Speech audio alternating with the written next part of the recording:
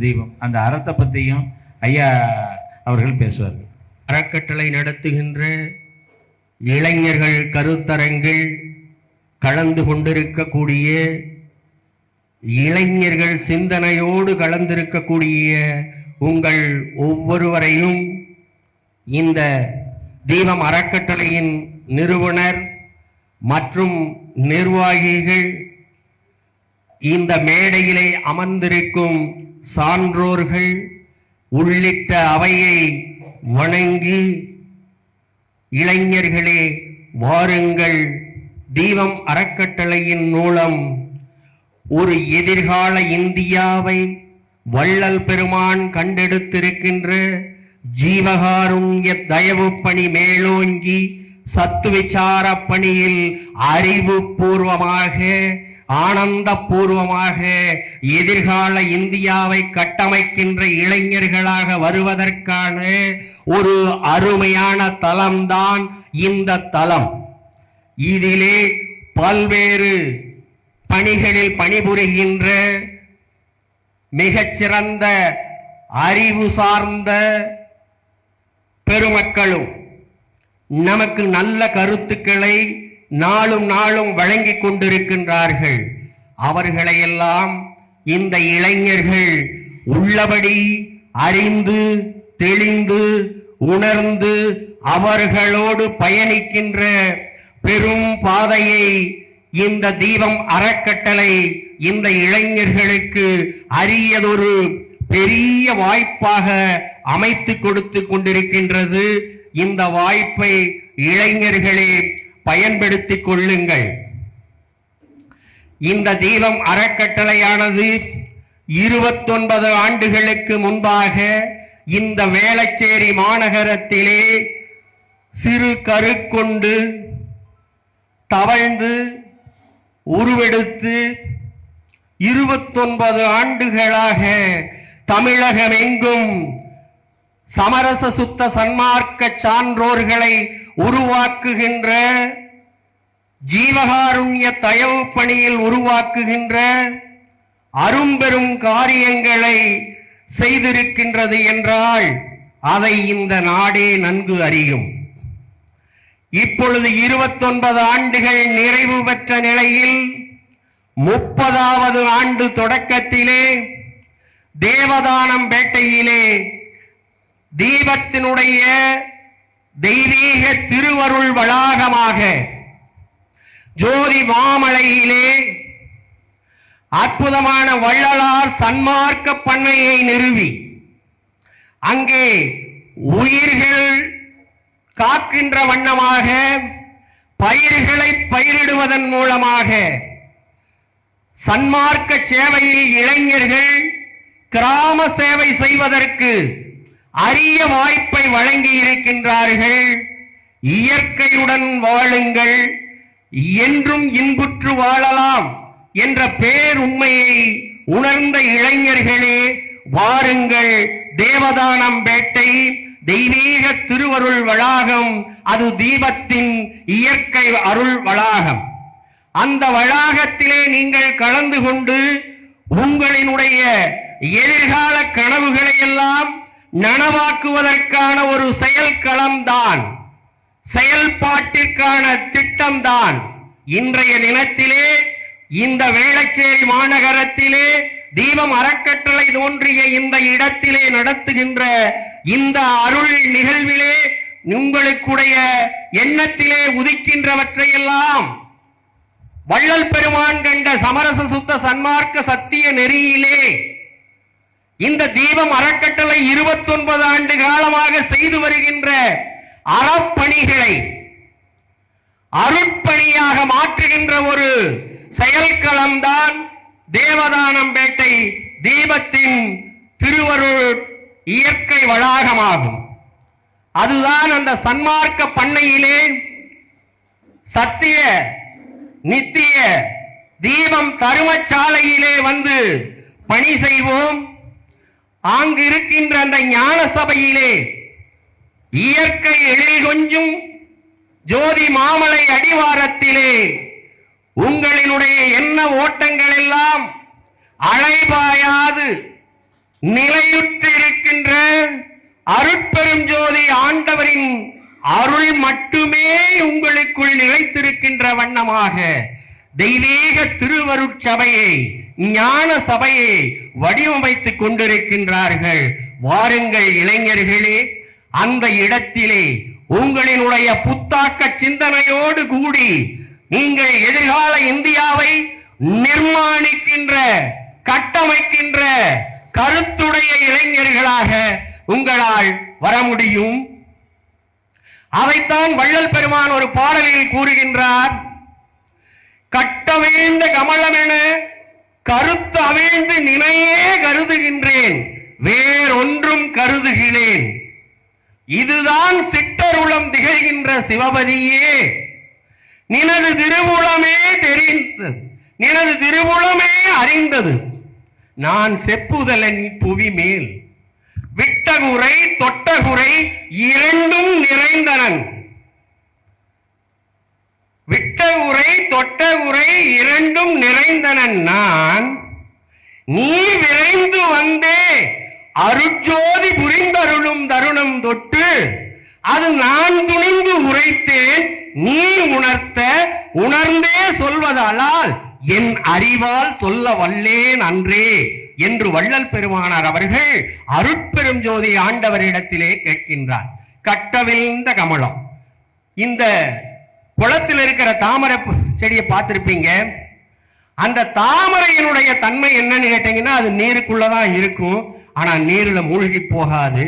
அதனுடைய இலைகள் நீருக்கு மேலாக வந்து அந்த இலையிலே ஒரு முக்கியமான திரவத்தை அது உருவாக்கி, அந்த நீர்த்துளியாகப்பட்டது குமிழியாக அது ஒரு வடிவமாக உருவாகி, அந்த நீர் அப்படியே அந்த இலையில ஒட்டாம அந்த தண்ணிக்குள்ள போக வர அது இடம் கொடுத்து கொண்டிருக்கும். அதனுடைய மலர்ச்சி அந்த தாமரை மலராகப்பட்டது அந்த தண்ணீருக்கு மேலாக சூரிய ஒளியை சார்ந்து ஒளிபரப்பிக் கொண்டிருக்கின்றது, மனம் வீசிக் கொண்டிருக்கின்றது. அப்பொழுது அந்த தாமரை மலரிலே ஒரு கட்டு ரெண்டு கட்டு அப்படி அந்த மடல்கள் அவிழ்ந்து அவிழ்ந்து பல்வேறு மடல் கட்டுகளாக அவிழ்ந்து வெளிவருகின்றது. அதுபோன்று கட்டு அவிழ்ந்த கமலம் என கருத்தவிழ்ந்து நினையே கருதுகின்றேன். எப்படி தாமரை மலர்ல அந்த ஒரு மடல்கள் அவிழ்ந்து வருதோ அதை போன்று எனக்குள் பல்வேறு கருத்துக்கள் இருந்தது. வடிவுடையம்மனை கும்பிடுவேன், திருமுருகனை கும்பிடுவேன், இழுத்தறியும் பெருமாளை கும்பிடுவேன் என்று இந்த பக்தி மார்க்கத்திலே மனம் செல்லுகின்ற வண்ணமெல்லாம் சென்று கொண்டிருந்தேன். ஆனால் இறைவன் அருட்பெரும் ஜோதி ஆண்டவர் எனக்கு அறிவுறுத்தினார். மனம் என்பது அந்த கட்டு அவிழ்ந்த கமலமாக, அந்த மடல் அவிழ்ந்த கமலமாக இருந்து கருத்து அவிழ்ந்து, எனக்குள்ள என்னென்ன கருத்து இருந்துச்சோ, சிவம், சக்தி, விஷ்ணு, பெருமாள், இந்த கருத்துக்கள் எல்லாம் தாமரை அந்த மலர்களை, அந்த மடல்களை விரிந்து விடுவதற் போல நானும் ஒவ்வொன்றாக விட்டு விட்டு வந்தேன். அங்கே அதனுடைய மலர் பிரகாசம் ஒன்று இருக்கின்ற அருட்பெரும் ஜோதி ஆண்டவரின் அருள் மட்டுமே எனக்குள் நிறைந்திருந்தது. கட்டவிழ்ந்த கமலம் என கருத்தவிழ்ந்து நினையே கருதுகின்றேன், வேறொன்றும் கருதுகிறேன். எல்லாம் பார்த்து வந்ததெல்லாம் விட்டுறார். வேறொன்றும் கருதுகிறேன். இதுதான் சிட்டருளம். யாரு? அருட்பெருஞ்சோதி ஆண்டவருக்கு சிஷியர் வள்ளல் பெருமான். இதுதான் சிட்டருளம் திகழ்கின்ற சிவபதியே, நினது திருவுளமே தெரிந்தது. இதெல்லாம் உங்களுக்கு தெரியும், ஆனா இருந்தாலும் நான் சொல்றேன். இனி நான் செப்புதலன் புவி மேல், நான் இந்த பூமியில நான் எனத்தை சொல்ல போறேன். ஏன்? விட்டகுறை தொட்டகுறை இரண்டும் நிறைந்தனன் நான் இந்த பூமியில இகலோகம் சம்பந்தமாக, பரலோகம் சம்பந்தமாக, அருள் சம்பந்தமாக, மருள் சம்பந்தமாக இருந்திருக்கின்றேன். ஆனால் நீ விரைந்து வந்தே, அருட்பெரும் ஜோதி ஆண்டவர் நீ விரைந்து வந்தே அருட்ஜோதி புரிந்து அருளும் தருணம் தொட்டு அது நான். சூரிய சுடரொளி அந்த தாமரையில் படுகின்ற பொழுது கட்டவிழ்கின்றது, அந்த மலர் மனம் வீசுகின்றது. அதுபோன்று எனக்குள் இருந்த அத்துணையும் கவிழ்ந்து எனக்குள் அருட்பெரும் ஜோதி ஆண்டவராகிய அந்த உங்களினுடைய அருள் அதே மனம் எனக்குள் வீசுகின்றது. அதனால் நீ உணர்ந்தே சொல்வது அலால், என் அறிவால் சொல்ல வல்லேன் அன்றே. வள்ளல் பெருமானாராகிய என் அறிவால் எதுவும் இந்த உலகத்துக்கு சொல்ல தெரியாது. ஏனென்றால் முழுமையாக உன்னிடத்தில் ஒப்படைத்து விட்டேன், பரிபூரண சரணாகதி அடைந்து விட்டேன். இப்பொழுது நீ உணர்த்தி இருக்கின்றாய். உன்னால் உணர்த்தப்பட்டது எதுவோ அதையே நான் இந்த உலகிற்கு சொல்லுகின்றேன். என் வள்ளலார் அறிவில் சொல்லவில்லை என்று சொல்லி இருக்கிற இந்த பாடலை கொண்டு இந்த தீபம் அறக்கட்டளை அவ்வண்ணமே இந்த பூமியிலே, இந்த வேளச்சேரி மாநகரத்திலே தொடங்கிய இந்த சிறு செயல்பாடு உலகெங்கும் இருக்கின்ற இளைஞர்களை எல்லாம் ஈர்க்கின்ற வண்ணமாக, மாபெரும் இயற்கை அருள் வளாகமாக, தெய்வீக திருவருள் வளாகமாக தேவதானம் பேட்டையிலே வள்ளலார் சன்மார்க்க பண்ணையாக எங்கள் நிறுவனர் ஐயா அவர்களும் அனைத்து நிர்வாகிகளும், அனைத்து சேவாதாரிகளும், அனைத்து நன்கொடையாளர்களும் அதை உருவாக்கி மகிழ்கின்றார்கள். இந்த மகிழ்ச்சியை எதிர்கால இளைஞர்களே நீங்கள் பயன்படுத்தி கொண்டு என்றும் இன்புற்று வாழ உங்களை எல்லாம் இந்த நல்ல வேளையிலே காலம் கருதி நிறைவு செய்கின்றேன். அதற்கு முன்பாக ஒரு பாடல் எங்கள் நிறுவனர் ஐயா அனுமதியோடு. உரைமணம் கடந்தாங்கோங்கு பொன்மலை துரிய மேல்வெளி ஜோதி மாமலை. இது வள்ளல் பெருமான் அகவல் வரியில் நமக்காக சொல்லி இருக்கின்றார். அதை தெரிந்தோ தெரியாமலோ இந்த தெய்வம் அறக்கட்டளையின் நிறுவனருக்கும், அனைத்து நிர்வாகிகளுக்கும், அனைத்து சேவாதாரிகளுக்கும், அனைத்து நன்கொடையாளர்களுக்கும் இந்த வார்த்தை அவர்களால் பயன்படுத்தப்படுகின்றது. அதை எதிர்கால இளைஞர்களிடம் ஒப்படைக்கப்படுகின்றது. அதனால் வள்ளல் பெருமானார் அவர்கள் மரணமிலா பெருவாழ்வில் நம்மோடு வாழ்ந்து வருகின்றார். தேவதானம் பேட்டை ஜோதி மாமலையில் இந்த வரிகளிலே வாழ்ந்து வருகின்றார். ஜோதி மாமலை மாதவர் சூழலப்பா சுகமேதரும் இயற்கை அருள் வளாக தீபமப்பா. ஜோதி மாமலை மாதவர் சூழலப்பா சுகமேதரும் இயற்கை அருள் வளாக தீபமப்பா. ஜோதி மாமலை மலை சாரளப்பா அது நித்திய தீப சத்திய தரும சாலையப்பா. துரிதலம் தொலைத்த மெய் சுகமப்பா துன்பெலாம் தவிர்த்த தனி துணை அப்பா. துரிய வெளி அனுபவமே தருவாயப்பா அது சமரச சுத்த சன்மார்க்க ஞான சபையப்பா.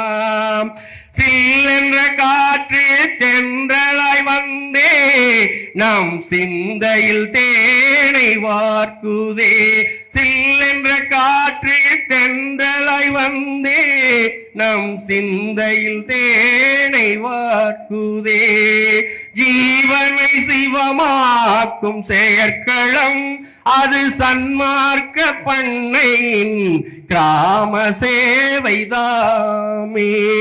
ஜீவனை சிவமாக்கும் செயற்களம் அது வள்ளலார் சன்மார்க்க பண்ணையின் கிராம சேவைதாமே. நீலமேகம் குடை பிடிக்கும் இந்த நீலமலை தொடரணாகுமே.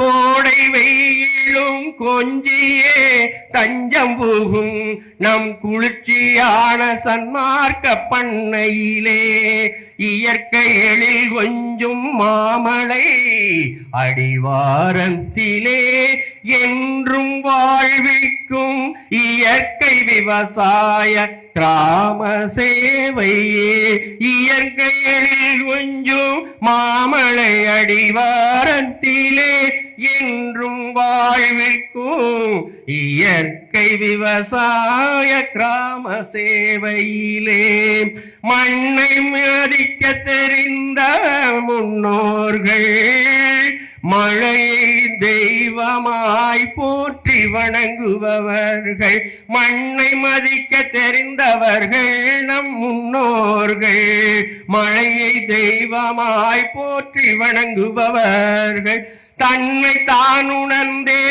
தனித்தலைவனை தான் நினைந்து தன்னை தான் உணர்ந்தே தனித்தலைவனை தான் நினைந்தே வாழும் சன்மார்க்க சான்றோர்கள்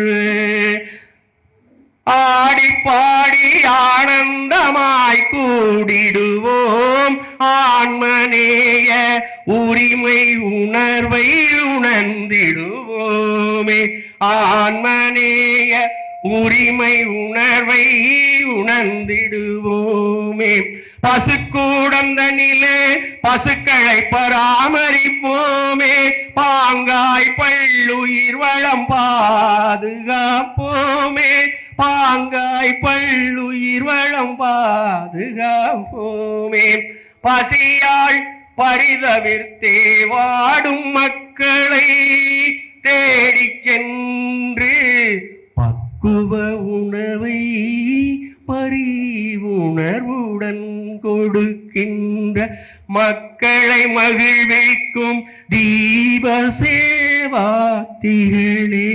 தீப சேவடிகளே படிக்க துடிக்கும் பசங்க தீப அறக்கட்டளையின் கல்வி உதவியால் பறக்க நினைக்கும் சிட்டுங்க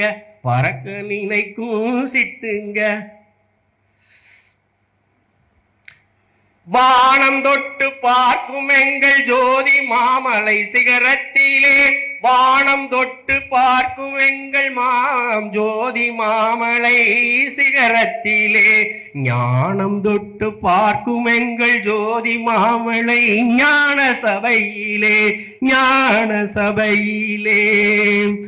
உயிர் காக்கும் பயிர் வளர்ப்போம் வள்ளலார் சன்மார்க்க பண்ணையிலே உயர்வான கிராம சேவை செய்வோம் உத்தம குணம் கொண்ட இளைஞர்களாலே சாகாத கல்வி கற்க சார்ந்திடுவோம் சத்தியமாய மந்தருளும் உத்தம சற்குருவை உணர்ந்திடுவோமே சாகாத்தலை வேகாக்கால் போகா புனல் விளங்க விளக்கிடும் சத்திய ஞான சபை ஆழ்நிலை மண்டலமே சூழ்நிலையை உருவாக்கும் ஆழ்நிலை மண்டபமே நித்திய தீப தருமச்சாலையின் நேர்மறையாற்றல் பெறுவோமே நீங்கா நேர்மை நீதி நிலைத்த வாழ்வு என்றும் இளைஞர்கள் இன்புற்று வாழ்கவே எதிர்கால சமுதாயம் ஏற்றம் பெருகவே எல்லா உயிர்களும் இன்புற்று வாழ்க வள்ளல் மலரடி வாழ்க வாழ்க அருட்பெரும் ஜோதி தனிப்பெரும் கருணை அருட்பெரும் ஜோதி எங்கள் பாரதியினுடைய திருவாயால் மலர்ந்த வார்த்தை எங்கள் ஐயா பாலகிருஷ்ணன் ஐயா அவர்களுக்கு 4 பிள்ளைகள் என்று தெரிந்தோ தெரியாமலோ வந்துவிட்டது. ஆனால் 2 அவர் பெற்ற பிள்ளைகள், 2 பிள்ளைகள் வள்ளல் பெருமான் தந்த ஆன்மநேய குழந்தைகள். அதில் ஒரு குழந்தைதான் எங்கள் ஐயா பாண்டுரங்கன் ஐயா மற்றொரு குழந்தைதான் தவறி சொன்ன பாரதி ஐயா அவர்கள். பாரதியும் பாண்டுரங்கன் ஐயா அவர்களும் இந்த வள்ளல் பெருமானாரால் கொடுக்கப்பட்ட குழந்தைகள். நன்றி. அடுத்து நன்றியுடன் நமது நிறுவனர் ஐயா